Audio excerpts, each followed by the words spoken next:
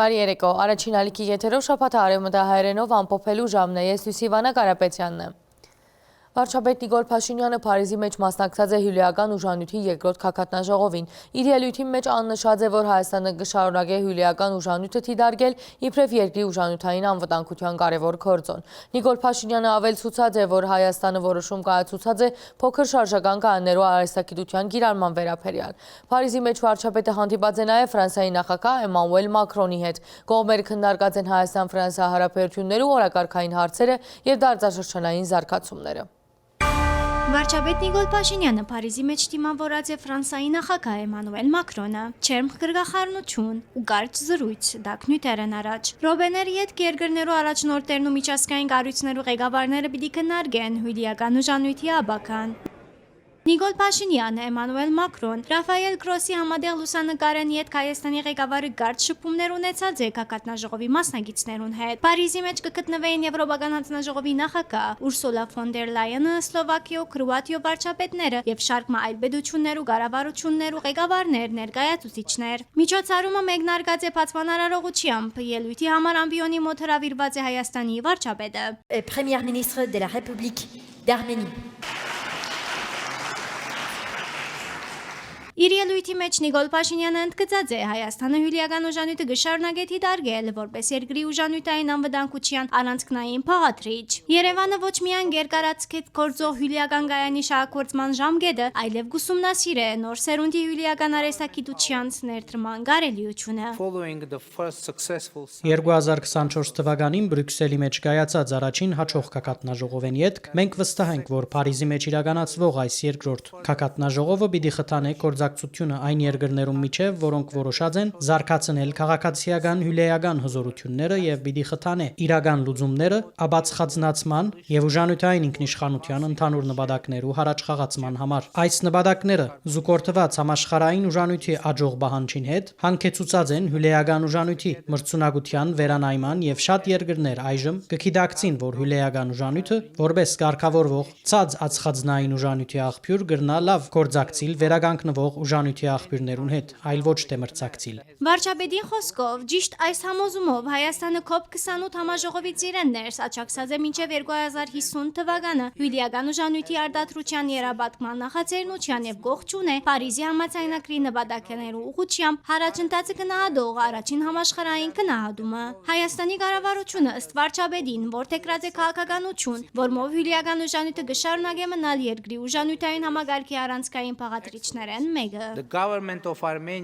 Հայաստանի կառավարությունը նաև որթեգրած է հյուլիական ուժանյութը որպես Հայաստանի ուժանյութային անվտանգության էական գործոն եւ որպես էլեկտրական ուժանյութի մատակարարման հիմնական փաղադրիչ ապահովելու քաղաքականություն։ Փաշինյանը նշած է, որ անվտանգության արհեստագիտության զարգացման պայմաններում մեջ գործող հյուլիական գայաններու շահագործման ժամկետի երկարացումը կրնա արդյունավետ ճանապարհ լալ դեպի ածխածնային զերոյական արտանետումներ։ Armenia has many countries present Այս ծիրեններս Հայաստանը, ինչպես այստեղ ներկայացված շատ երկրներ, մեկնարկած է հայկական հյուլիական էլեկտրագայանի շահագործման կյանքի մինչև 2036 թվականը երկարացկման ծրագիրը։ Այս երկարացկումը ամուր հիմք պիտի տնե նոր հյուլիական ուժագիրի բարեհաճող եւ անվտանգ անցման համար։ Վարչապետը նաև նշած է, որ Հայաստանը գուսումնասիր է քաղաքացիական հյուլիական ուժանյութի նորարարական լուծումները, մասնավորապես փոքր շարժական կայաններու արհեստագիտությունը, որ խոստումնալից հեռանկարներ կառաջարկե։ Աջող բանջը կխրախուսե հարաճադար ընկերությունները մշակելու ավելի անվտանգ եւ ավելի ջգուն լուծումներ, ավելի կարճ շինարարական ժամկետներով եւ ընդլայնման ենթակա հզորությամբ, որոնք կրնան ավելի լավ համապատասխանել ազգային էլեկտրական ցանցերու գարիկներուն։ Հաշվի առնելով այս հանգամանքները, Հայաստանը որոշում կայացուցած է փոքր շարժական կայաններու արհեստագիտության կիրառման վերաբերյալ։ Ներկայիս մենք ուշադիր կուսումնասիրենք արհեստագիտությունները եւ կգնահատենք միջազգային գործընկերներու առաջարկները։ Ընտրության գործընթացը կառաջնորդվի ուսալիության, երկարաժամկետ կայունության, հաշվառմամբ եւ հյուլիական անվտանգության պաշտպանվածության ու չդարածման բարձրակույն չափանիշներուն մեր նվիրվածությամբ։ Նիկոլ Փաշինյանը կարևորած է նաև հյուլիական ուժանյութի ոլորտեն ներս մասնակիտական ներուժի զարգացումը, ընդգծելով գրթական եւ վերապատրաստման ծրագիրներու անհրաժեշտությունը։ Nuclear energy by 2050 Մինչև 2050 թվականը հյուրեական ուժանյութի զարգացման ճանապարհին վրա որակավորված աշխատուժը պիտի լա հյուրեական ոլորտի հիմքը։ Նախագծում են եւ կառուցում են մինչև անվտանգ շահագործում, պահպանում եւ ի վերջո շահագործում են հանում։ Ուսուցման եւ գրթական ծրագիրներու իրականացումը կարևոր է անհրաժեշտ աշխատուժի արգայությունը ապահովելու համար։ Այս առումով Հայաստանը բարձր կքննադե միջազգային գործակցությունը թե երկկողմանի, թե բազմակողմանի ձևաչափերով։ Ուրախ եմ նշել, որ այս չանքերու եւ հայ մասնակիցներու նվիրվածության շնորհիվ հայկական հյուրեական էլեկտրակայանի շահագործման ամբողջ ընթացքին հյուրեական կամ ջարակայթային անվտանգության հետ կապված որևէ միջադեպ դեղի չէ ունեցած։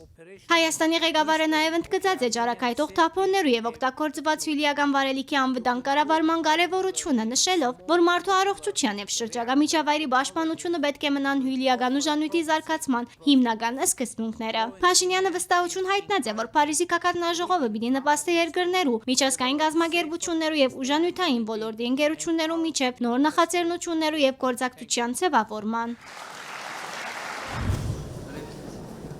Հայաստան-Ֆրանսիա երկկողմանի հարաբերություններու օրակարգային հարցերու լայն շրջանակ Փարիզի մեջ քննարկած են վարչապետ Նիկոլ Փաշինյանն ու Ֆրանսիայի նախագահ Էմանուել Մակրոնը երկկողմանի հանդիպման ժամանակ։ Անդրադարձ կատարված է քաղաքական երկխոսության խորացման, տնտեսության եւ ենթակառույցներու ոլորտները ներս համատեղ ծրագիրներու իրականացման վերաբերող հարցերու։ Գոմերը մտքեր փոխանակած են նաեւ դարձաշրջանային զարգացումներու շուրջ երկու ստեկ կարևորելով խաղաղության եւ կայունության ամրապնդման միտված հետեւողական շանքերու շարունակականությունը։ Երկրներու ղեկավարները անդրադարձած են նաև Հայաստան-Եվրոպական միություն գործակցության հետագա զարգացման հեռանկարին։ Փարիզի մեջ կայացած Փաշինյան-Գրոսի հանդիպման քննարկված են խաղաղ նպատակներով հյուրեական ուժանյութի զարգացման վերաբերող հարցեր։ Կողմերը անդրադարձած են Հայաստանի եւ հյուրեական ուժանյութի միջազգային գործակալության միջև գործակցության ընթացքին։ Հայաստանի վարչապետի եւ գործակալության գլխավոր դնորենը կարևորած են հյուրեական անվտանգության, գործառութային գործակցության, նաեւ փորձագիտական աջակցության ծրագիրներու շարունակական իրականացումը։ Մտքեր փոխանակված են նաեւ փոքր շարժական կայաններու արհեստագիտության, հյուրեական ուժանյութի զարգացման հերանեկարին շուրջ։ Նիկոլ Փաշինյանը հանդիպած է նաև վերակառուցման եւ զարգացման եվրոպական տրամադան նախագահ Օդիլ Ռենո-Բասոյի հետ։ Կարևորված է Հայաստանի մեջ իրականացվող բարեփոխումներու մեջ աշխուժ գործակցության շարունակականությունը, նաև մասնավոր հատվածի մրցունակության խթանման, փոքր եւ միջին գործարարություններու զարգացման, ենթակառույցներու արտիականացման, միտված համատեղ ծրագիրներու արդյունավետ իրականացումը։ Օդիլ Ռենո-Բասոն ընդգծած է եվրոպական տրամադան պատրաստակամությունը շարունակելու աջակցությունը նախատեսող ծրագիրներուն եւ բարեփոխում իրականացման գործին մեջ։ Ստրասբուրգի մեջ տեղի ունեցած է Հայաստանի վարչապետ Նիկոլ Փաշինյանի եւ Եվրոպական խորհրդարանի նախագահ Ռոբերտա Մեցոլայի հանդիպումը։ Քննարկված են Հայաստանի Եվրամիություն գործակցության վերաբերող հարցեր։ Համատեղ մամլոասուլիսին Ռոբերտա Մեցոլան ընդգծած է, որ Եվրոպան Հայաստանը կդեսնե իբրև գործընկեր։ Ան նշած է, որ կողմերը համաձայնեցուցած են գործակցության նոր ռազմավարական օրակարգ։ Ստրասբուրգի մեջ տեղի ունեցած է Հայաստանի վարչապետ Նիկոլ Փաշինյանի եւ Եվրոպական խորհրդարանի նախագահ Ռոբերտա Մեցոլայի հանդիպումը, որուն ընթացքին Նիկոլ Փաշինյանը քրարում կատարած է Եվրոպական խորհրդարանի Ռոսկեմադյանի մեջ։ Զրուցակիցները քննարկած են Հայաստան-Եվրամիություն գործակցության օրակարգային շարք հարցեր։ Անդրադարձ կատարված է նաեւ դարաձաշրջանային զարգացումներուն, ընդգծելով խաղաղության եւ գայունության ամրապնդման ուղղված չանքերու կարեւորությունը։ Հանդիպումենի հետ վարչապետ Փաշինյանը եւ Եվրոպական խորհրդարանի նախագահը հանդես եկած են համատեղ մամլոասուլիսով։ Երբ Եվրոպան գնայի Հայաստանին կդեսնե ընկերմը, բարեկամը, հայտարարեց Եվրոպական խորհրդարանի նախագահ Ռոբերտա Մեցոլան, հույս հայտնելով նաև, որ երբ Հայաստանն ալ գնայի Եվրոպային, կդեսնե գործընկերմը, դաշնակիցը։ Մեցոլան իր խոսքի մեջ կարևորեց Հայաստանի վարչապետի առաջնորդությամբ Եվրոպական միության ու Հայաստանի արձանագրած նվաճումները։ Ան նկատել տվավ Հայաստանն ու Եվրամիությունը համաձայնեցուցած են ռազմավարական նոր օրակարգ։ Այս կայլը պիտի աջակցի ժողովրդավարական բարեփոխումներուն, պիտի ամրապնդի տնտեսական թիմակայունությունը, իրավունքի քերիշխանությունը եւ պիտի խորացնի անվտանգության ոլորտը ներս գործակցությունը։ Մենք նաեւ գողջունենք, որ մուտքի արտոնակիրներու ազատականացման գործողություններու ծրագիր ներկայացված է։ Այս ամենը կնպաստի տարբեր ոլորտները ներս մեր գործակցությունը ամրապնդելու Եվրոպայի ընդհանուր նպատակին։ Ես շատ վստահ եմ, որ մեր խորհրդարանները պիտի շարունակեն հարաճադար թեր ունենալ ծեր երկիրը մեր միության ավելի մոտեցնելու հարցին մեջ։ Եվրոպական խորհրդարանի նախագահը շնորհակալություն հայտնեց Հայաստանի ղեկավարին, որ Իրանի մեջ տեղի ունեցող իրադարձություններու լույսի ներքո Հայաստանը դարձած է մարդասիրական կարևորագույն միջանցք եւ օգնություն ցուցաբերած է Եվրոպայի քաղաքացիներու դարհանման հարցի մեջ։ Վերջինս նշեց, կսպասեն, որ Երևանի մեջ պիտի գտնվին մասնակցելու Եվրոպական քաղաքական համայնքի կակատնաժողովին։ Հայաստանը ժամանակ առ ժամանակ գարիք կզգա վերադառնալու ժողովրդավարության դուն համոզվելու եւ համեմատելու համար ժողովրդավարական բարեփոխումներու ժամացույցը ժողովրդավարության դան ժամացույցին հետ։ Որպեսզի համոզվենք, որ ժողովրդավարական բարեփոխումների մեր ընթացքը ընթանում է ճիշտ ճանապարհով, ճիշտ արագությամբ եւ ճիշտ ուղղությամբ եւ իհարկե մեզ համար մեծ պատիվ է, որ մենք ժողովրդավարական բարեփոխումների ճանապարհին ունենք Եվրոպական միության եւ Եվրոպական խորհրդարանի աջակցությունը եւ այսօրվա իմ ելույթում ես նաեւ հնարավորություն ունեմ կիսվելու, թե ինչպիսի ընթացք ստացան նախորդ 2.5 տարվա ընթացքում այն թեմաները, որոնց մասին նախորդիվ առիթ ունեցել ենք քննարկել, ամենակարևոր բանը, որ հանդիպման ժամանակ էլ ես ասացի, այն է, որ 2025 թվականին ընդունվեց եւ ուժի մեջ մտավ Հայաստանի Հանրապետության Եվրոպական միության անդամագրվելու գործընթաց սկսելու մասին օրենքը, որը պատմական նոր փուլ է բացում Հայաստանի եւ Եվրոպական միության հարաբերություններում եւ դա մի նոր խթան է մեզ համար շարունակելու դեմոկրատական ժողովրդավարական բարեփոխումների ընթացքը։ Վարչապետը կարևորեց Եվրամիության ու Հայաստանի ընդունած ռազմավարական նոր օրագարկը, որ հարաբերությունները նոր մագարտակի բարձրացուցած է։ Ներկայիս աշխուժ բանակցություններ տեղի ունենան մուտքի արտոնակիրներու ազատականացման հարցով։ Այս ընթացքին Հայաստանը նաև աջակցություն ստացած է Եվրոպական խաղաղության կորձիկի միջոցով։ Հայաստանի մեջ կշարունակե գործունեություն ծավալել Եվրոպական միության քաղաքացիական դիտորդներու առաքելությունը, որուն թերը դժվար է թերակնահատել, ըստ վարչապետը։ Ընդհանուր առմամբ բարձր մակարդակի մեր քաղաքական երկխոսությունը շարունակվում է եւ տեղի է ունեցել եւ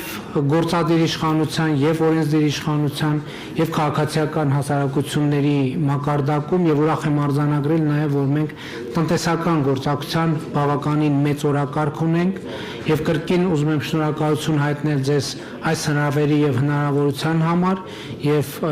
անհամբեր սպասում եմ ձեզ Երևանում մայիսի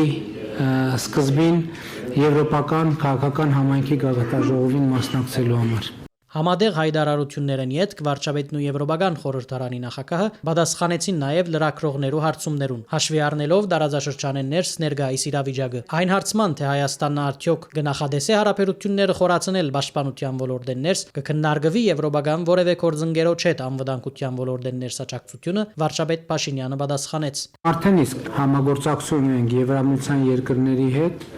Մենք ռազմատեխնիկական ոլորտում համագործակցություն ունենք Ֆրանսիայի հետ։ Մենք նաև արդեն նշեցի, որ Եվրամիության քաղաքական ներողություն խաղաղության գործիքի միջոցով արդեն 2 անգամ աջակցություն ենք ստացել Եվրոպական միությունից եւ մենք ընդհանուր առմամբ համագործակցում ենք Եվրամիության հետ տարածաշրջանային համատեքստում եւ վերջերս Ադրբեջանի հետ հաստատված խաղաղությունը մեզ համար հնարավորություն է ստեղծում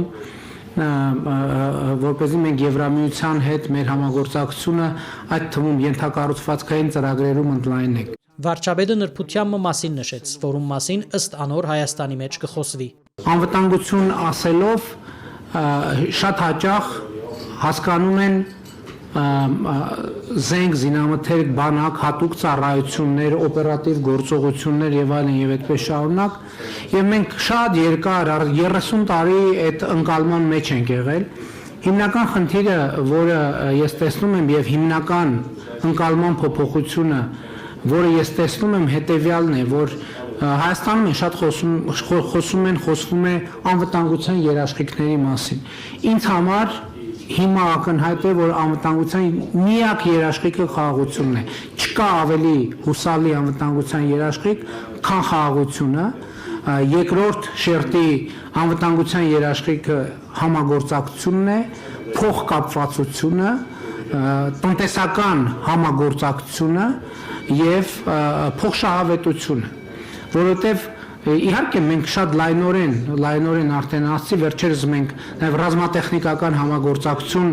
ունենք նաև Ամերիկայի Միացյալ Նահանգների հետ, եվրոպական մի շատ երկրների հետ, որ նախկինում երբեք չենք ունեցել։ Հասկանալով, որ բանակի զարգացումը շատ կարևոր է յուրաքանչյուր ինքնիշխան երկրի համար եւ ոչ միայն իրավունքն է, այլ նաեւ բարդականությունը, Հայաստանը ժամանակի հետ կփոխի անվտանգության վերաբերյալ իր ընկալումները։ Ռազմականեն դառնալով քաղաքական եւ թիվանակիդական ընդգծեց վարչապետը։ Արդյոք Եվրոպական միությունը կնախադեսե Հայաստանի մեջ խորացնել իր ներկայությունը, աջակցել բոլոր քաղաքական կուսակցություններուն այս հարցմանալ Եվրոպական խորհրդարանի նախագահ Ռոբերտա Մեծոլան ընդգծեց, որ գաբերը խորացնելու շատ ուժեղ հանձնառությունը արդեն կա։ Գողջունենք Հայաստանի Հանրապետության հաստատուն հանձնառությունը։ Խորհրդարաններում իջև գա քաղաքական գործակցություն, բայց արևդուրի անվտանգության, տարածաշրջանային գավակցվածության ոլորտները ներս մենք ուզենք խորացնել մեր գործակցությունը եւ այս կառույցի մեջ ադիկադարիներ շարունակ կսենք հարաբերությունները պիտի շարունակենք խորացնել։ Այդ նպատակով վարչապետը հրավիրած ենք։ Քալշապատ Եվրոպա-Հայաստան խորհրդարանական գործունեության հանձնաժողովի նիստը դեղի պիտի ունենա։ Եվրամիություն Հայաստան պատմության մեջ առաջին քաղաքանաժողովը դեղի պիտի ունենա մայիսին։ Այս որոշումները մենք կկայացնենք Եվրոպական խորհրդարանի գրասենյակեն ներս։ Քանի ամիս առաջ Մոլդովայի մեջ գրասենյակ բանալու որոշում կայացուցինք, որ պետք է սպաղի ամբողջ արևելյան գործընկերության դարաշրջանով ներառյալ ընդգրկելով Հայաստանը։ Վարչապետ Նիկոլ Փաշինյանը հանդիպում ունեցած է Եվրոպական ժողովրդական կուսակցության նախագահ Մանֆրեդ Վեբերի հետ։ Վեբերը կարևորած է Փաշինյանի ելույթը Եվրոպական խորհրդարանի մեջ, նշելով, որ անիգա դրական ազդակ էր Հայաստան-Եվրամիություն հարաբերություններու հետևողական զարգացման եւ ժողովրդավարական ուղիով հարաճ շարժելու Հայաստանի կառավարության հանձնառության դեսանգյունեն։ Հայաստանի ղեկավարը անդրադարձած է ինչպես Եվրոպական միության հետ հարաբերություններուն, այնպես էլ երկկողմանի օրագարկի հետագա հարաճմղման գործի մեջ Եվրոպական խորհրդարանի թերին։ Փաշինյանը նշած է, որ Եվրոպական խորհրդարանը իր աջակցությամբ էաբես կնպաստի Հայաստան-Եվրամիություն գործակցության զարգացման տարբեր ուղիներով։ Զրուցակիցները մտքեր փոխանակած են նաև քաղաքացիական պայմանագիր կուսակցության եւ Եվրոպական ժողովրդական կուսակցության միջև գործակցության զարգացման հերանեկարներուն շուրջ։ Եվրոպական խորհրդարանի մեջ ունեցած իր ելույթին մեջ Նիկոլ Փաշինյանը նշած է, որ շուրջ 8 ամիս է Հայաստան-Ադրբեջան սահմանին վրա լիարժեք խաղաղություն կպահպանվի։ Փաշինյանը նաև ընդգծած է, որ Վաշինգտոնի մեջ ստորագրված համատեղ հռչակագրեն յետ առաջընթաց արձանագրված է տարածաշրջանային հաղորդակցություններու բացման հարցի մեջ։ Այդ շրջանակեն ներս կքննարկվի նաև թրիփ նախագիծը, որ նոր փոխադրական հնարավորություններ պիտի ստեղծի տարածաշրջանի մեջ։ Վարչապետը նշած է, որ Հայաստանը պատրաստ է ապահովել տարածաշրջանային ճանապարհներու գործարկումը եւ շարունակել խաղաղության օրակարգի հարաճմղումը։ Արդեն 8 ամիս է Հայաստան-Ադրբեջան սահմանին վրա լիարժեք խաղաղություն հաստատված է։ Եվրոպական խորհրդարանը ներս արձանագրեց Հայաստանի վարչապետը։ Նիկոլ Փաշինյանը կարևորեց 2025-ը դարձավ Հայաստանի անկախութենի վեր առաջին տարին, երբ Հայաստան-Ադրբեջան հրացակցության հետևանքով զոհ ու վիրավոր չեղած։ Արդեն ամիսներ սահմանամերձ բնակավայրերի բնակիչները կրակոցների ձայներ չեն լսում։ Ավելին, անկախությունից ի վեր առաջին անգամ 2025 թվականի նոյեմբերին Ադրբեջանի տարածքով անցնելով, նաև անցնելով Վրաստանի միջով գնացք եկավ Հայաստանի Հանրապետություն։ Սա կրկնում եմ, առաջին անգամ 1991 թվականից։ Սա տեղի ունեցավ այն բանից հետո, երբ 2025 թվականի հոկտեմբերին Ադրբեջանի նախագահը հայտարարեց, թե վերացնում է Ադրբեջանի տարածքով դեպի Հայաստան երկաթուղային փոխադրումների սահմանափակումները եւ ես Ադրբեջանի նախագահին շնորհակալ եմ նման որոշման համար։ Վարչապետը անդրադարձավ վերջին ավելի քան 2 տարիներու ընթացքին տեղի ունեցած փոփոխություններուն, ամենեն հիշարժան փոփոխությունը հաստատված խաղաղությունը համարելով։ Ան կարևորեց 2025-ի օգոստոս 8-ին Վաշինգտոնի մեջ Ամերիկայի Միացյալ Նահանգներու նախագահի ներկայությամբ իր եւ Իլհամ Ալիևի ստորագրած Հայաստան-Ադրբեջան համատեղ հռչակագիրը։ Արտաքին գործոց նախարարներու նախաստորագրած Հայաստանի եւ Ադրբեջանի միջև խաղաղություն եւ միջպետական հարաբերություններ հաստատելու մասին համաձայնագիրը։ Վաշինգտոնի հռչակագրի մեջ լուծում ստացավ նաև դարաձաշրջանային գաբուղիներու աբաշրջափակման այնքան կարևոր ու այնքան զգացում հարցը։ Շարունակեց Փաշինյանը։ Ան հիշեցուց հռչակագրի 4-րդ կետը, որմով նախադեсված է թրիփ նախագծի իրականացումը։ Թրիփ ծրագիրը ներկայումս բյուրեղացման փուլում է։ Հունվարի 13-ին Ամերիկայի Միացյալ Նահանգների եւ Հայաստանի կառավարությունները ընդունեցին թրիփի իրականացման շրջանակը եւ առաջիկայում Հայաստանն ու Ամերիկայի Միացյալ Նահանգները կստորագրեն համապատասխան համաձայնագիր եւ նախագծի գործնական մեկնարկը կտրվի։ Հայաստանի կառավարության խաղաղության խաչմերուկ նախագծից բխող այս ծրագիրը տրանսպորտային նոր հնարավորություններ կստեղծի արևելքից արևմուտք եւ հակառակ ուղղությամբ, հարավից հյուսիս եւ հակառակ ուղղությամբ հաղորդակցության համար, ինչը նույնպես դարակազմիկ փոփոխություն է։ Ներկայացված ծրագան պատկերը թերևս կմտակնի այն իրադարձություններով, որ դեղի կունենան մերձավոր արևելքի մեջ, ըսավ վարչապետը, ընդգծելով, որ Հայաստանը հույս ունի, որ այս բարակային թիվանագիտական լուծումները վարգյանմը առաջ գտնվին։ Իրանը մեր լավ բարեկամն է, մեր հազարամյա հարևանը։ Միացյալ Նահանգների հետ մեր հարաբերությունների ծավալը արդեն տեսակ։ Արաբական Միացյալ Էմիրությունները, Քաթարը, Օմանը, Քուվեյթը, Հորդանանը, Լիբանանը, Բահրեյնը, Սիրիան մեր լավ գործընկերներն են։ Սաուդյան Արաբիայի հետ վերջերս պատմական քայլ ենք արել, դիվանագիտական հարաբերություններ ենք հաստատել։ Մենք ցավ ենք ապրում տեսնելով այն, ինչ կատարվում է Մերձավոր Արևելքում։ Միջազգային այսպիսի մասշտաբի ճգնաժամի ֆոնին առավել ևս մենք փոքր համեստ պետություն ենք եւ մեզ մնում է միայն աղոթել բոլոր զոհերի հոգիների հանգստության եւ գործընկեր առաջնորդների իմաստության համար, որ նրանք րոպե առաջ գտնեն դիվանագիտական լուծումներ։ Վերադառնալով դարաձաշրջանի ճանապարհներու ապաշրջապագման, Փաշինյանը շեշտեց, որ այսօր իսկ Հայաստանը պատրաստ է ապահովելու Ադրբեջանեն դեպի Թուրքիա եւ հակառակ ուղղությամբ դարանցումը։ Ոչ Ադրբեջանը, ոչ Թուրքիան այս հնարավորությունից դեռ չեն օգտվել։ Ենթադրում եմ նաեւ այն պատճառով, որ մտածում են, թե նման լուծումը գուցե բերի թրիփ նախագծի իրագործման ձգձգման։ Այս ամբիոնից պաշտոնապես հայտարարում եմ, որ Հայաստանը թրիփ նախագծի իրագործումը ձգձգելու ոչ միայն մտադրություն, այլև պատճառ չունի, որովհետև նախագիծը լիարժեք համապատասխանում է Հայաստանի Հանրապետության կարճաժամկետ, միջնաժամկետ եւ երկարաժամկետ շահերին։ Նիկոլ Փաշինյանը նշեց, Հայաստանը նաև պատրաստ է այսօր իսկ կորձող ենթակառույցներով Գորնիցոր Քորիս Եղեգնացոր երասխ երթուղիով ապահովել Ադրբեջանի արևմտյան շրջաններու եւ Նախիջևանի ինքնավար հանրապետության միջև ցամաքային ճանապարհի գաբը։ Ինչպես Ադրբեջանը կսպասե Հայաստանի դարածքով թեպի Նախիջևան գաբի հաստատման, այնպես էլ Հայաստանը կսպասե Նախիջևանի դարածքով Հայաստանի հարավի եւ հյուսիսի միջև երկաթուղային գաբի հաստատման։ Ասեմ նաև, որ մենք պատրաստվում ենք Վրաստան-Ադրբեջան երկաթուղին օգտագործել նաև արտահանումներ իրականացնելու համար։ Հույս ունեմ առաջիկայում Հայաստանի համար արտահանման հասցե կդառնա նաև Ադրբեջանը։ Իսկ Հայաստանը Ադրբեջանից արդեն ներկրում է նավթամթերք, ինչը մեր շուկայում նավթամթերքի գների նվազման առիթ դարձավ եւ կոտրեց նավթամթերքի շուկայում տասնամյակներով հաստատված մենաշնորհները։ Ինչու 2025-ին հնարավոր դարձավ Ադրբեջանի հետ հասնելու խաղաղության։ Վարչապետը այս առումով շրջադարձային համարեց Ամերիկայի նախագահի անձնական նախաձեռնությամբ Հայաստանի եւ Ադրբեջանի վերջին առնվազն 100 տարվա պատմության փոխկապակցվածության գիտակցումը։ Իմ անձնական համոզմամբ 2024 թվականի մարտ-ապրիլ ամիսներին մենք հասել ենք Հայաստանի պետականության եզրին։ Ու եթե 2024 թվականի ապրիլին մենք չկայացնեինք Ադրբեջանի հետ սահմանազատման գործընթացը մեկնարկելու որոշում, Հայաստանի Հանրապետությունը այսօր կլիներ ոչ թե անկախ պետություն, այլ առավելագույնը արտաքին կառավարման ներքո գտնվող տարածք։ Ընդ որում, սահմանազատման այդ որոշումը 2024 թվականի ապրիլի կայացնելը շատ դժվար էր։ Մեր եկեղեցու փաստացի պետի քաջալերմամբ arczepiskoposներից մեկը Հայաստանում շարժում էր սկսել պահանջելու համար ոչ միայն չիրականացնել սահմանազատում, այլև ըստ էության ակտիվացնել Ղարաբաղյան շարժումը, ասել է թե կոնֆլիկտը։ Խոսելով անոր հաջորդող լուծումներում մասին վարչապետը ըսավ, խնդիրը լուծվեցավ ժողովրդին հետ խոսելով։ Տասնյակ հազար քաղաքացիներ տրվելով բարձրաստիճան հոգևորականների եւ նրանց աջակից ընդդիմադիր ուժերի կողմից իրականացվող ապատեղեկատվության արշավին, ովքեր պնդում էին, թե Հայաստանի կառավարությունը պատրաստվում է Հայաստանի ինքնիշխան տարածքներ եւ դրանցում գտնվող հնամյա եկեղեցիներ ու բնակավայրեր զիջել Ադրբեջանին, դուրս էին եկել փողոց։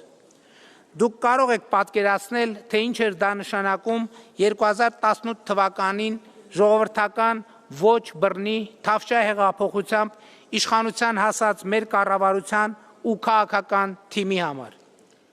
Իսկ ինչպես մենք լուծեցինք խնդիրը։ Մենք խոսեցինք մեր գործատուի ժողովրդի հետ եւ հիմա Տավուշի մարզի Կիրանց գյուղը, որը եկեղեցական ընդդիմադիր շարժման առաջնորդները իրենց սիմվոլն էին դարձրել, մարդկանց համոզելով, թե գյուղը դատարկվելու է ու լքվելու, սահմանազատումից, այսինքն 2024 թվականից հետո տների մոտ 50%-ի աճ է ունեցել կառավարության աջակցությամբ եւ այսօր բացարձակապես խաղաղ, անվտանգ ու գունագեղ բնակավայր է։ Իսկ հնամյա եկեղեցիները վերականգնվում են կամ նորոգվում։ Անձամբ ես քաղաքացիների խմբերի այցելություններ, շրջագայություններ եմ կազմակերպում Տավուշի մարզի Կիրանց գյուղ, մարդկանց ցույց տալու, թե ինչ նկատի ունենք խաղաղություն ասելով, ինչ նկատի ունեմ իրական Հայաստան ասելով, որի սիմվոլը, որի այս սիմվոլը Հայաստանի Հանրապետության միջազգայինորեն ճանաչված տարածքի պատկերը կրում եմ կրծքից։ Ադիգանաև խաղաղության խորհրդանիշն է, ըսավ Փաշինյանը, աննկատել տվավ խաղաղության թեմ դարվող գործընթացի մեջ որոշ հոգևորականներու ներգրավվածության չեր անդրադառնալ, եթե այդ հոգևորականներուն բադվիրագները անոր խոսքով միջազգային հեղինակավոր կառույցներու մեջ չդարաձեին, որ Հայաստանի կառավարությունը կսահմանափակե խղճի ազատությունը, կամ որ բռնաբեդությունը կհաստատվի ու կան քաղաքական բանդարգյալներ։ Իրականությունն այն է, որ որոշ հոգևորականներ ովքեր ցինիկ կերպով խախտել են հոգևոր բարևարկության բոլոր կանոնները, այդպիսով իրենց խոցելի դարձրել օտարերկրյա հատուկ ծառայությունների համար, իդեպ նրանցից ոմանց ԽՍՀՄ պետական անվտանգության կոմիտեի գործակալ լինելու փաստը ապացուցվում է փաստաթղթերով, ահա այդ հոգևորականները Հայաստանի Հանրապետությունում ստանձնել են պատերազմի կուսակցության առաջնորդությունը, իրենց շուրջ հավաքելով Հայաստանի նախկին ղեկավարներին, նրանց հետ կապված որոշ ուժերի, որոշ ռուսաստանաբնակ եւ բելարուսամետ օլիգարխների եւ փորձում են Հայաստանի անկախությունը զոհաբերել երրորդ երկրների շահերին։ Հայաստանը նոր հակամարտություն, նոր պատերազմ թույլ պիտի չտա, ընդգծեց երկրի ղեկավարը, ասելով, որ թույլ պիտի չտան, որ հազարավոր զոհերու քնով ցերկ բերված գիտակցությունը, խաղաղությունն ու անկախությունը մատաղվին հակաքրիստոնեական նպատակներու համար։ Ոմանք Քրիստոսի խորանը օգտագործում են հակամարտություն, պատերազմ եւ կամ ներհայաստանյան բռնություն քարոզելու համար, հատելով Հայաստանի Հանրապետության օրենսդրության սահմանները։ Սա չի կարող հանդուրժվել որևէ ժողովրդավարական երկրում։ Հայաստանի համար կարևոր խնդիրներ են նաև, որ փախստական դարձած Ղարաբաղցի քույրերու եւ եղբայրներու զգացումները չշահարկվին, անոնց սին հույսեր տալով, նկատել տվավ վարչապետը։ Անհստակացուց Հայաստանի ռազմավարությունն է Ղարաբաղցի քույրերն ու եղբայրները ստանան Հայաստանի քաղաքացիություն եւ առհավետ դնավորվին Հայաստանի մեջ։ Վարչապետը մանրամասնեց, անոնց համար նախաձեռնված է բնակարանով ապահովման ծրագիրը։ Այս բահուտությամբ շահառու են արդեն 4886 ընտանիքներ։ Մեզ քննադատում են հաճախ, թե Հայաստանի եւ Ադրբեջանի միջև հաստատված խաղաղությունը կատարյալ չէ։ Բայց խնդրում եմ ասեք, իսկ որտեղ է խաղաղությունը կատարյալ, որտեղ կա կատարյալ խաղաղություն եւ որտեղ է եղել ու երբ։ Եվ ընդհակառակը խաղաղության նկատմամբ խնամք տանելու կամքն է,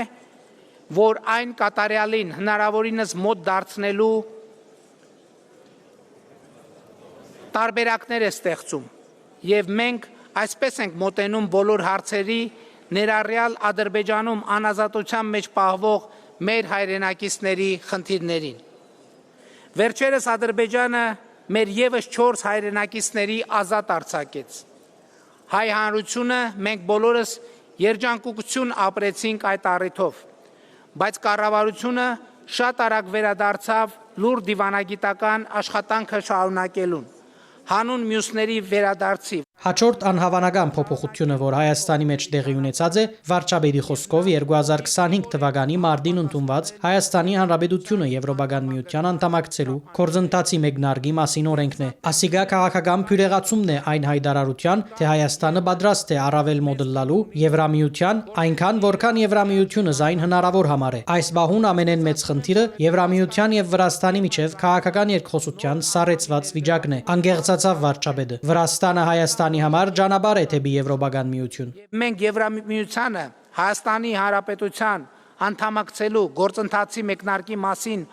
օրենքը ընդունեցինք այն բանից հետո, երբ Վրաստանը Եվրամիության անդամության տեխնացուի կարգավիճակ ստացավ։ Սա Հայաստանի Եվրամիության անդամագրման հեռանկարը դարձրեց շոշափելի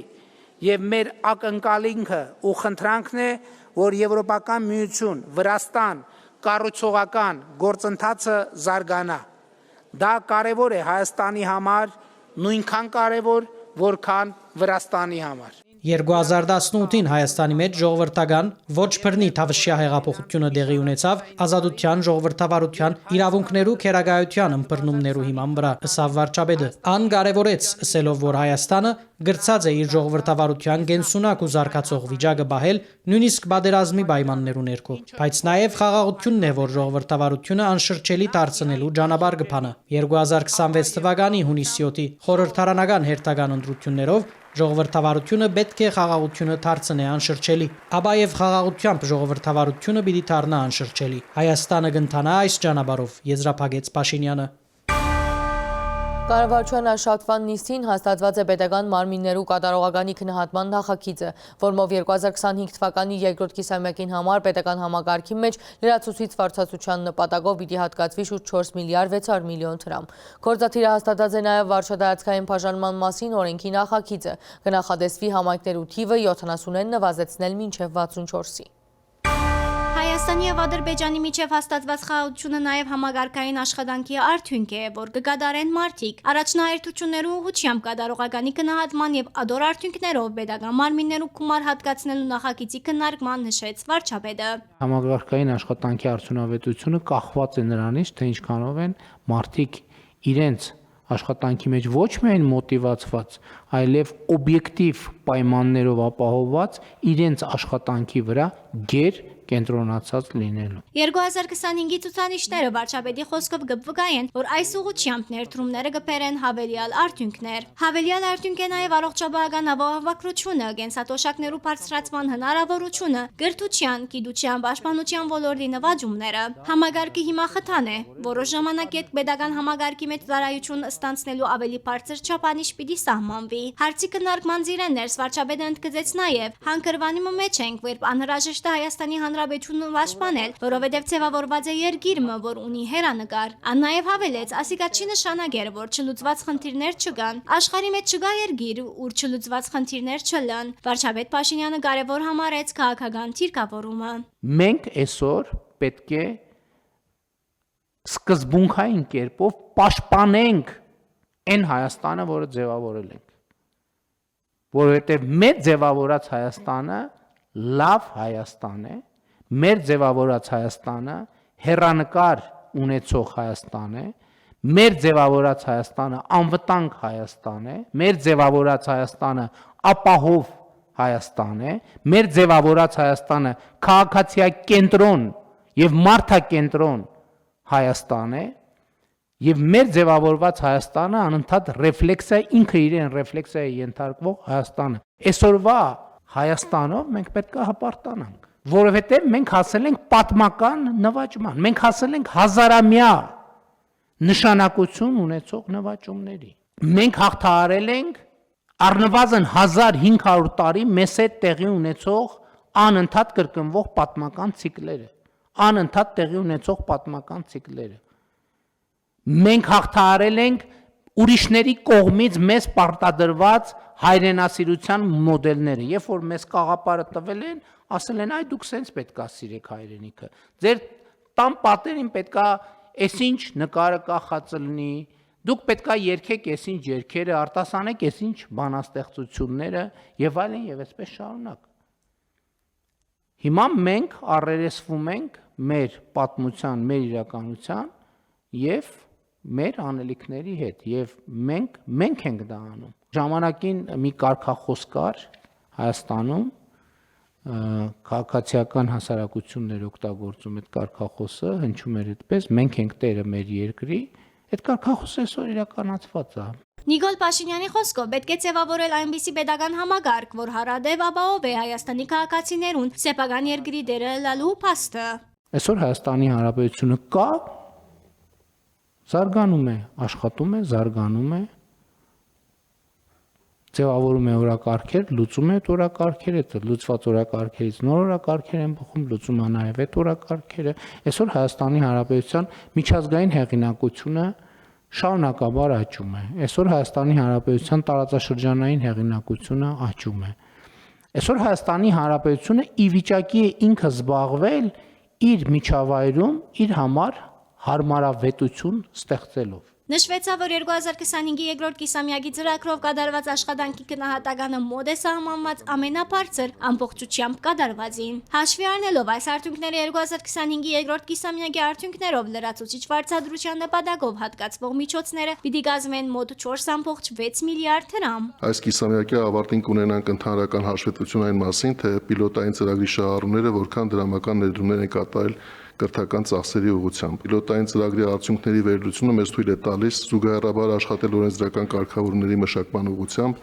որի վերջնականացման արդյունքում հնարավորություն կունենանք պիլոտային ծրագրի ցանցում կատարել երկարաժամկետ կարգավորումների։ Ասիկա ներդրում է գրթական համագարկի հետակազարգացման առումով, հագարակ քննադատություններուն ասիկա պետության հետակազարգացման ճանապարհին կարևորագույն քայլ է, որ լիարժեքորեն կդեղավորվի պետության հարադեվության օրագարկին վրա, շեշտեց վարչապետը։ Անոր գնահատմամբ համագարկը նախարդյունքներ կբերի Հայաստանի քաղաքացիներուն, կնպաստի պետական միջոցներու արդյունավետ կառավարման եւ կարևոր է հակապետացության քաղաքականության տեսակետեն։ Հաջորդ կարևոր քայլը, որը մենք պետք է այս ուղղությամբ իրականացնենք, դա այդ առաջնահերթությունները կասկադավորել եւ իջեցնել մինչեւ առանձին աշխատակցի մակարդակ, որ եւ գործուն գնահատման համակարգ ստեղծել ամեն մի աշխատողի համար, որպիսի այդ կապերը գերատեսչության եւ առանձին մեկի անելիքի հետ կապված ավելի տեսանելի լինեն։ Պարոն Խուդացյան, ես ուզում եմ մեր ուշադրությունը հրավիրեմ, որ մենք այս խնդիրը պետք է լուծենք նաև թիմի մակարդակում, սենց չի լինի։ Սա պետության ու համայնքի դասային աստիճանի մասին է իրականում, չեն կարող այս բանը հանդուրժել, տարածքներ թողենք, որտեղ պրոցեսներ գեներացվեն, որոնք կառուցողական չեն։ Հայաստանի Հանրապետությունում չպիտի լինի իրավիճակ, որ դե գնացի գործի եկատուն, ստացա աշխատավարձ։ Սա ֆունդամենտալ պրոբլեմն է։ Չպետք է լինի տենց ռեժիմ։ Գնացի տուն եկատուն, գործի ստացա աշխատավարձ։ Դե լավ, այո, լավ, գնանք բան տենանք հələ։ Ինչ կլինի։ Եվ կողքից էլ ասենք մի հատ բան արի։ Բուտկա դրեցի հայաթում, որ վաֆլի ծախեմ 2 կոպեկ բան անեմ։ Չպետք է, այդ ռեժիմից պետք է դուրս գալ։ Այսինքն պետք է աշխատավարձը լինի արդյունքի արտահայտություն։ Համայնքներուն թիվը 70-են պիտի դառնա 64, պիտի միավորվի 9 համայնքներ ու 80 բնակավայրեր։ Գործադիր իշխանությունը հաստատեց վարչատարածքային բաժանման մասին օրենքի նախագիծը։ Չունենք գետ մեկ դեպք, երբ որ համայնք խոշորացրած լինենք, հետո ասենք, վայ, այս ինչի սենց արեցինք։ Պետք է չանել սա։ Ընդհակառակը, մենք առանց բացառության բոլոր դեպքերում տեսնում ենք շատ կոնկրետ ազդեցություն համայնքի եւ բնակավայրերի կյանքի սոցիալ-տնտեսական իրավիճակի վրա։ Ուրիշ բան որ չվերցնենք, խոշորացված համայնքների սուբվենցիոն կարողությունները էականորեն եւ անգամներով մեծանում են։ Վարչապետը կարևոր կհամարի համայնքային իշխանություններու գործունեության արդյունավետությունը բարձրացնող գործիքակազմերու մշակումը, համայնքներու մեջ քաղաքացիներուն հետ աշխույժ հաղորդակցությունը ներկայացնելով օրինակ եթե ճուրին խնդիր կա, ինչպես կլուծվի այն։ Առողջության ապահովագրության հետ կապված իհարկե լավ է որ քաղաքացիները արտահայտվում են, մենք շնորհակալ ենք, բայց եստեղ էլի սոցիալ հոգեբանական եւ լեզվամտածողության մի հատ խնդրեմ եմ տեսնում։ Երբ որ ես տեսնում եմ վերնագրեր կամ մարդկանց կողմից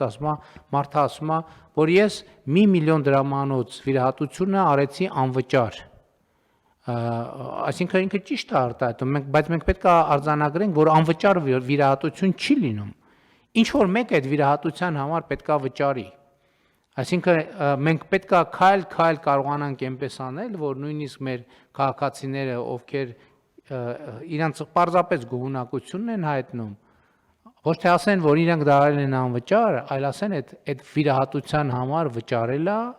կառավարությունը, այդ վիրահատության համար վճարել է պետական բյուջեն։ Համայնքներում միավորման անդրադառնալով վարչապետը նաև նշեց, աստեցությունը այն է, որ ընտանիքը գմեցնա, գարիկը գմեցնա, բայց նաև աշխատող ցերկերը գշադնան, գմեցնա քույկարկ վճարողի կարողականությունը, աշխումներու հնարավորությունը։ Կառավարությունը տրամական օժանդակությամբ ծրագիրներով եւ pedagogan նպաստներով գերականացնի ավելի մեծ դրամը միջոցներու դրամատրում։ Նախորդող շրջանում խոշորացման արդյունքում որևէ մտավախություն չարտահայտվեց։ Ոչ մի գյուղ իր անունը չկորցրեց։ Ոչ մի գյուղ իր ինքնությունը չկորցրեց, ոչ մի գյուղ իր տրադիցիան չկորցրեց, ընդհակառակը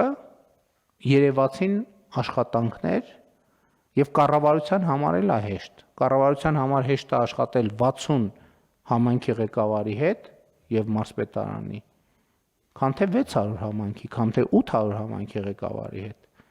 որոնց կացան սովորաբար դատարկը։ Ագաթեմական քաղաքի արվեստներու մասնաշենքի ձևավորման համար Հայաստանը պիտի կորձակցի Լոնդոնի արվեստներու համալսարանին եւ Սկոպդիո թագավորական երաժշտանոցին հետ։ Աշխարհի ամենեն հեղինակավոր համալսարանները պիտի աջակցին հայեցակարգի մշակման իրականացման հարցով։ Այդ համալսարաններուն հետ պիտի կնքվին պայմանագիրներ։ Նշվեցա, որ ադիգա հնարավորություն պիտի դա ունենան միջազգային ամենաբարձր չափանիշներով բովանդակություն, մրցունակ կրթություն Հայաստանի, նաեւ արտասահմանցի ուսանողներուն համար։ Կառավարության նիստենի հետ լրագրողներու հետ ջեբազույցի ընթացքին վարչապետ Նիկոլ Փաշինյանը վստահություն հայտնած է, որ Ադրբեջանի հետ խաղաղության համաձայնագիրը պիտի ստորագրվի։ Անոր խոսքով Հայաստանի եւ Ադրբեջանի դիրքորոշումներու համընկնումը այժմ ավելի հստակ է, իսկ խաղաղությունը պետք է ամրապնդել եւ դարձնել անշրջելի։ Փաշինյանի խոսքով թրիփ նախագիծի իրականացումը կրնա ժամանակային առումով հետաձգվել, քանի որ անիկա ներկայիս Ամերիկայի առաջնահերթություններու շարքին չէ։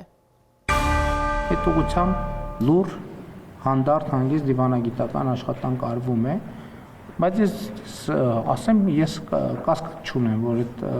խաղաղությունագիրը կստորագրվի։ Խոսքը Ադրբեջանի հետ խաղաղության համաձայնագիրը ստորագրելու մասին է։ Ըլլա ադիգա ապրիլին, հունիսին, սեպտեմբերին, թե ուրիշ ամիսը լրագրողներուն հետ ջեբազրույցի ընթացքին երկրի ղեկավարը ընդգծեց, հիմա շատ ավելի հստակ է Հայաստանի եւ Ադրբեջանի դիրքորոշումներու համընկնումը, որ խաղաղության համաձայնագիրը դակավին ընդամենը նախաստորագրված լալու պայմաններում մեջ անգամ խաղաղությունը հաստատված է։ Մենք հիմա խոսում ենք խաղաղությունը ամրապնդելու եւ խաղաղությունը հետ շրջելու անհնարինության մասին։ Եվ այս առումով ավար կարևոր են ներքաղաքական process-ները թե Հայաստանում, թե Ադրբեջանում կարևոր, որովհետև Հայաստանում էլ կան ուժեր, ենթադրում եմ Ադրբեջանում էլ կան, ճիշտն ասած Ադրբեջանի ներքաղաքական կյանքին շատ մանրամասներով ծանոթ չեմ, ովքեր այդքան էլ գոհ չեն խաղաղությամբ եւ պիտի փորձեն հետ շրջել խաղաղությունը։ Մենք Հայաստանի Հանրապետության քաղաքացիներս պետքա տեր կանգնենք հաստատված խաղաղությանը եւ այն դարձնենք անշրջելի։ Այդ խաղաղությունը ամրապնդելու, նաեւ փոխադարձություն ապահովելու նպատակով Հայաստանի ղեկավարը Ադրբեջանին գարաչարգե հաղորդակցության ուղիներ։ Հայաստանը փաստացի գոկտվի Ադրբեջանի երկաթուղին։ Ադրբեջանն ալ ճիշտ կլա, որ Հայաստանի ճանապարհներեն օգտվելու հնարավորություն ունենա։ Մի անգամ առաջարկել ենք Թուրքիա-Ադրբեջան հաղորդակցությունը, հիմա առաջարկում ենք Կողմնիձորից երասխով Ադրբեջանի արևմտյան շրջանների եւ Նախճեվան ինքնավար հանրապետության միջև եւ հակառակողությամբ կապը ապահովել, մանավանդ որ Իրանի Իսլամական Հանրապետությունում տեղի ունեցող իրադարձությունների պայմաններում ոնց որ թե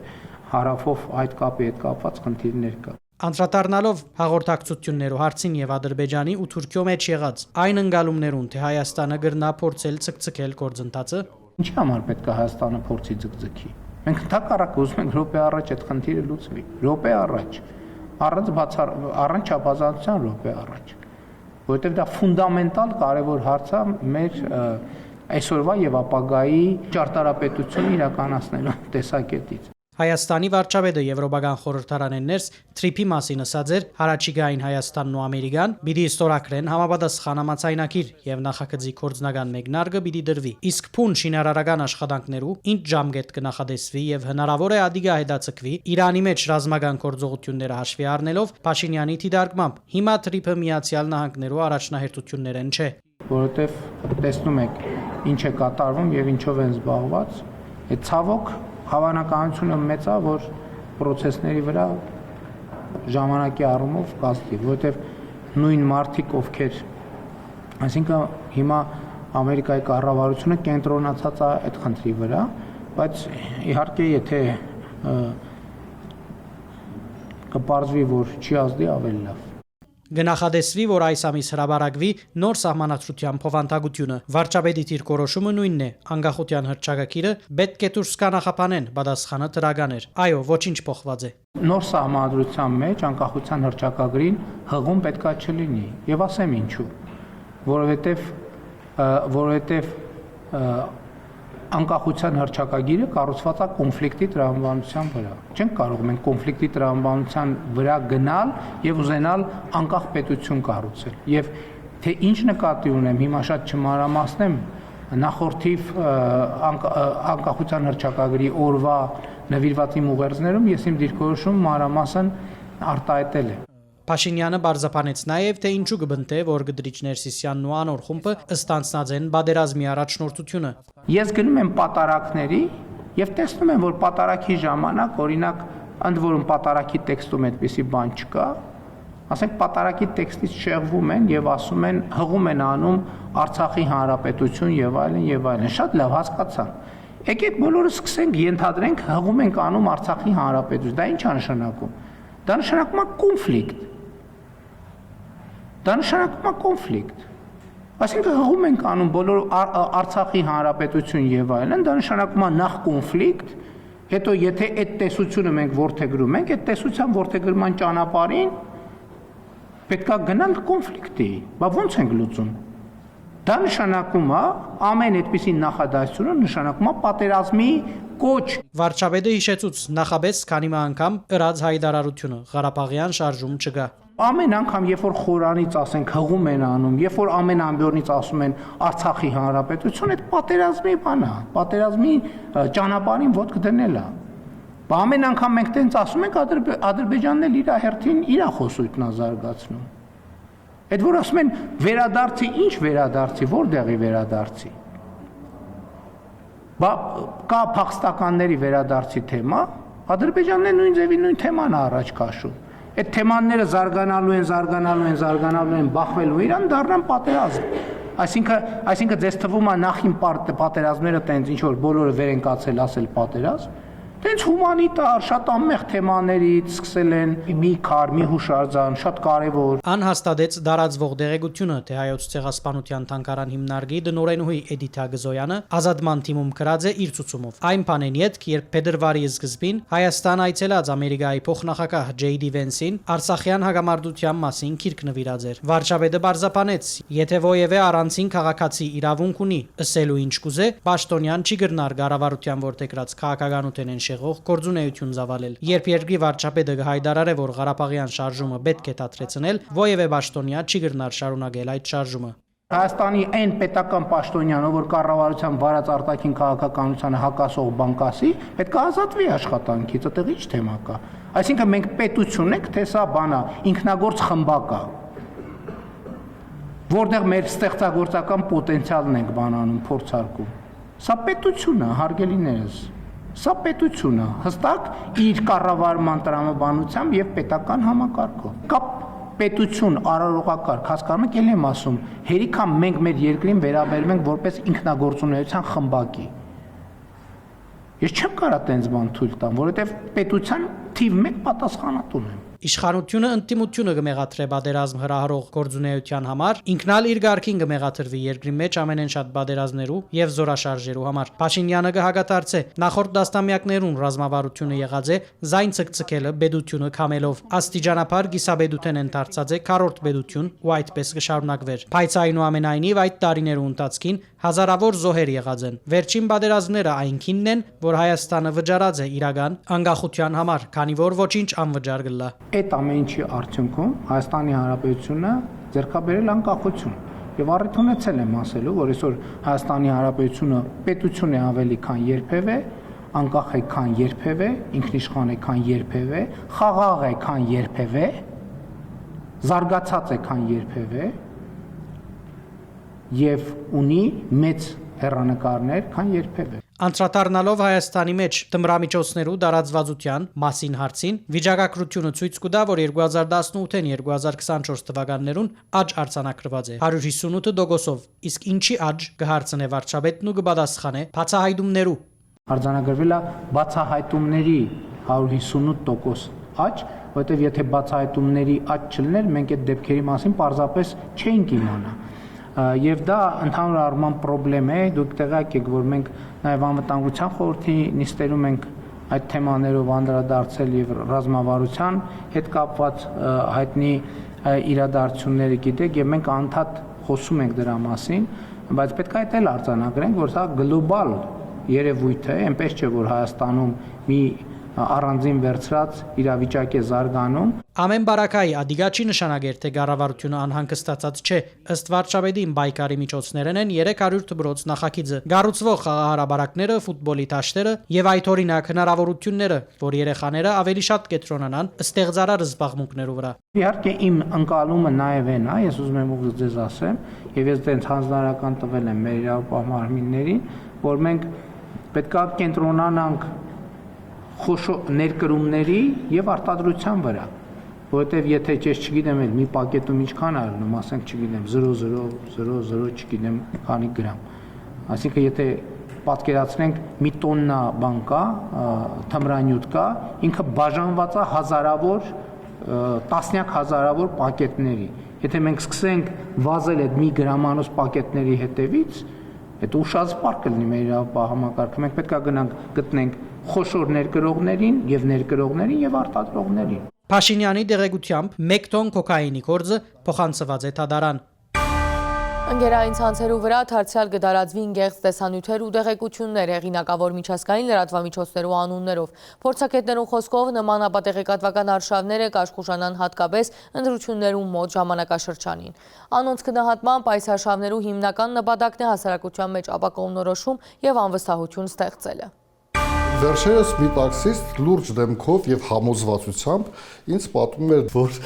Վենսը իսկապես 5 միլիարդ ինքնաթիռով բերել էր եւ ուղղությունով ուրեմն հայաստանյան պետական համակարգը գնել էր եւ հիմա ինչ ասեն իրանք այդպես էլ պետք է անեն։ Մարդը ասում է Евроньюզ ես նայեցի, Евроньյուզում գրված էր դա, Евроньյուզի լոգոներ, Евроньյուզի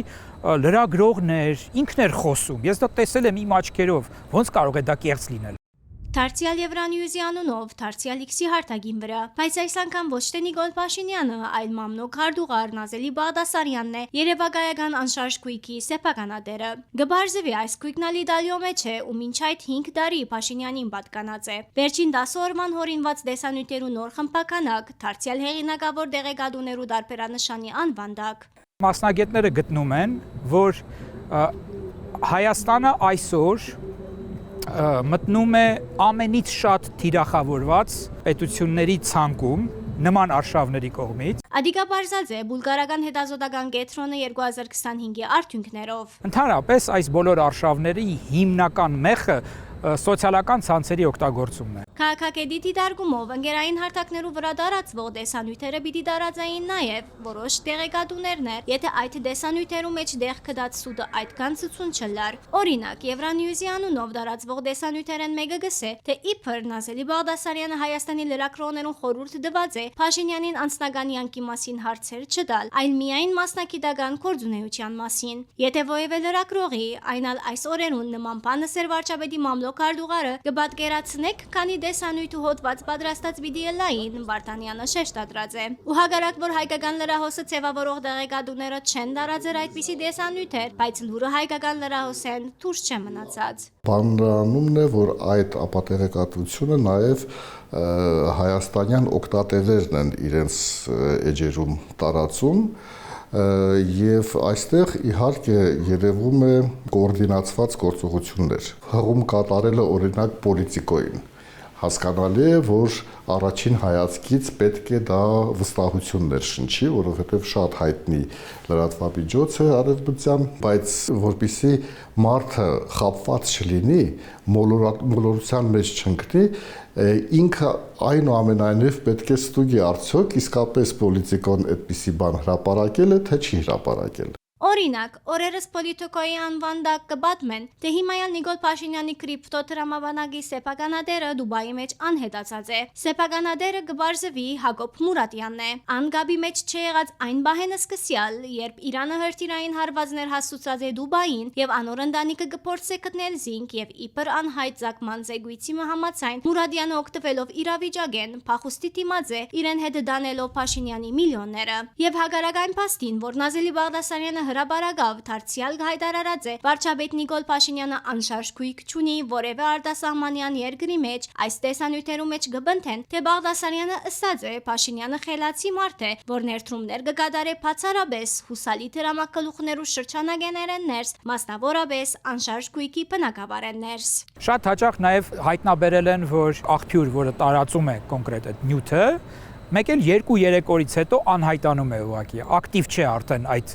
օկտատերը, հա, կամ այդ edge-ը, որը որ տարածել է։ Ու ադիգայի պատճառը, որ եթե անգամ նույն Եվրանյուզը կամ Պոլիտիկոն փորձեն պատասխանատվության ենթարկել իրենց անունը օգտագործելուն համար, հետքերը գտնել պիտի չի կարենան։ Մի քանի արշավներ կան, մի քանի ապատեղեկատվական ցանցեր կան։ Մեկը մյուսից հետո են արվում, երբեմն զուգահեռ են արվում։ Դրանք նաև փոխկապակցված են եւ բազմաթիվ անգամ տարբեր երկրների փորձով, նաև Հայաստանի փորձով ապացուցվել է, որ այդ բոլոր դերակատարները կապ ունեն ռուսական էլիտայի այս կամ այն շրջանակների հետ։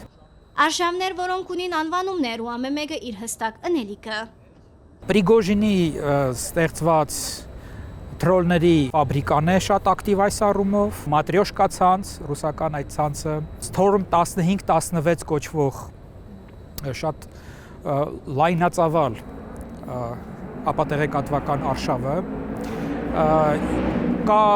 դոփելգանգեր կոչվող ուրեմն այդ տեխնոլոգիան դրանք մեկը մյուսից փոքր ինչ այսպես տարբերվում են օրինակի համար արշավներից մեկը ավելի շատ աշխատում է Facebook-ի վրա մյուսը աշխատում է հենց X-ի վրա Այն, որ այս տեսանյութերու հետ կգդանի թեպի Մոսկով, նաև տեսանյութերու փոխանցությունը ճուրի երես կհանե նշած են փորձագետները։ X-ի արտագին վրա Արիք Սաֆերի անունով օգտադիրոջ դարածած տեսանյութերեն մեկը օրինակ գսե, որ խորհրդարանի ընտրության Նիկոլ Փաշինյանի հաղթանակը Հայաստանը պիտի դանի Ռուսիո հետ պատերազմական վիճակի եւ իբր իր հաղթանակեն յետք 3 ամսվան ընթացքին Փաշինյանը ամբողջությամբ պիտի ոչնչացնե ընդդիմությունը եւ Հայաստանի մեջ պիտի բանա ՆԱՏՕ-ի հենակայան։ Ասիկա անխուսափելիորեն պիտի հանգեցնե Մոսկվայի հետ ռազմական փախման եւ իբր պատերազմի ուսումնասիրության հիմնարկի հետազոտող Սամվել Շաֆիրոն անունով մեկը գսե, որ Հայաստանի քաղաքացիները քվեարկության միջոցով իշխանություն փոխելու որևէ հնարավորություն չունին, ուստի պետք է թիմեն գդրուկ քայլերու առաջարկելով ֆիզիկապես հերացնել Նիկոլ Փաշինյանը իշխանութենեն։ Փորձագետները շեշտած են, ապա դեղեցության ստեղծման ու դարացման այս եղանակները իրենց արդեն լավ ծանոթ են։ Կան որոշ առանձնահատկություններ։ Առանձնահատկությունները հիմնականում պայմանավորված են ներքին խնդիրների կիրառմամբ, այսինքն Հայաստանում մի խնդիր կարող է լինել, Մոլդովայում մեկ ուրիշ, Լեհաստանում կամ Սլովակիայում ուրիշ, բայց որ մեթոդները նույնական են, դրանում ոչ մեկը չի կասկածում, քանի որ առհասարակ ապատեղեկատվությունը ունի իր բնորոշիչ հատկությունները, ճիշտը սուտի հետ խառնելը, մանիպուլատիվ մեկնաբանությունները եղած փաստերի Օրինակ, ի դարբերություն Լեհաստանի կամ Մոլդովայի բնակիչներուն, Հայաստանի բնակիչներուն համար ստեղծվող լուրերու մեջ ցանկալի է լան Ադրբեջան, Թուրքիա բարերը։ Իդեպ անցյալ շաբաթ դարձյալ աշխուժացավ Կրեմլինի քարոզիչ համարվող թուրք Օքայ Դեփրիմը։ Ան ով վերջի մեկ ամսվան մեջ մոտ 1 տասնյակ հոդվածներ հորինած է 50,000-անոց թղթադրամեն Արարատի ու Գրիգոր Լուսավորիչի պատկերը հերացնել են մինչև միասերականներու համայնքի համար արտոնված շքերթ ապրիլի 7-ին Հայաստանի մեջ մզգիթներ կառուցել են մինչև թրքական ներդրում Հայաստանի ուժանույթի ոլորտեն ներս։ Այս վերջին հոդվածի մեջ ալ իր ցեվագերմամբ Զանգեզուրի Դարանցինկ Վիչանցկի գառուցումն է, որ Հայաստանը գուտա թրքական շինարարական մենաշնորհին։ Հաջորդ քաղաքական սուտը աշխարհակաղակական անվտանգային նշանակությունն է։ Իբր Ամերիկան եւ Իսրայելը գցանգան Հայաստանը համոզել Իրանի դեմ գործողություններու ցամաքային ճանապարհով։ Քաղաքագետը նշած է այդպիսի փեմակիրներ Հայաստանի մեջ ալ կստեղծեին այս օրերուն քաղաքական որոշ շրջանակներ։ Դրանց նպատակներից մեկն այն է, որ հասարակության թեկուզ եւ մի փոքր հատվածը դրան հավատա, ինքը ավելի ագրեսիվ վարկ դրսևորի հանրային կյանքում, հա, ապակայունացնի քաղաքական իրավիճակը, ընդհանուր առմամբ մթնոլորտը, սոցիալական ցանցերը ողողվի այդպիսի կեղծ տեղեկատվությամբ։ Հիմնական լսարանը այդպիսի ապատեղեկատվության իհարկե առաջին հերթին այն ընտրազանգվածն է, որ պետք է այդ ապատեղեկատվության հեղինակների կարծիքով քվեարկի ընդդեմ իշխող ուժի։ Այստեղ երկու ուրեմն խնդիր եմ ես տեսնում, առաջին հերթին նրանք խնդիր են դնում պահպանել այդ ընտրազանգվածը, իրանց կողմ պահել, բնականաբար սա նաև այդ հիբրիդային ինֆորմացիոն ներազդեցությունը գեներացնող ռուսական աղբյուրներ են կազմակերպում այդ ամենը,